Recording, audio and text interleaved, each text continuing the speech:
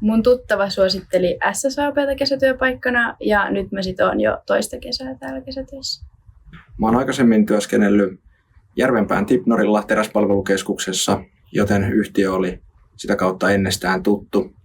Opiskelen Hämeenlinnassa rakennusmestariksi ja oli luontevaa hakea sitten tänne Hämeenlinnan SSAB:lle töihin.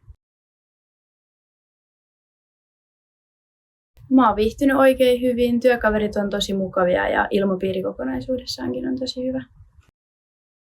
No, mä oon viihtynyt tosi hyvin tässä työssä, että meillä on tosi hyvä tiimi ja tiimihenki. Aina saa apua työkavereilta, jos tarvitsee, ikinä ei tarvitse jäädä yksin. Mä oon viimeistelyvalssaimeella raportoijana ja siellä mä punnitsen ja raportoin ne kelat ja sit mä myös vanteutan ne.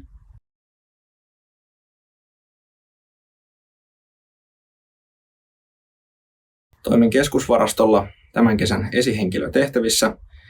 Eli keskusvarasto pitää huolen, että varastosta löytyy kaikki tarvittavat työkalut sekä varaosat. Lisäksi tehtäviin kuuluu tehtaan sisäiset kuljetukset sekä siivouspalvelut ja niiden koordinointi. Mä oon oppinut paljon tehdastyöstä ja turvallisuuden tärkeydestä ja myös siitä, miten se turvallisuus tulee huomioida erilaisissa työvaiheissa. Mä oon tänä kesänä oppinut suunnittelemaan ja koordinoimaan varaston päivittäistä toimintaa sekä tekemään yhteistyötä eri sidosryhmien kanssa. Tässä työssä mä oon saanut paljon kokemusta esihenkilötyöstä ja sitä kautta päätöksentekotaidot on kehittyneet.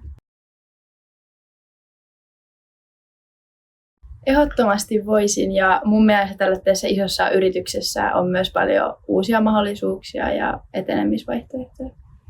Ehdottomasti voisin työskennellä jatkossa täällä.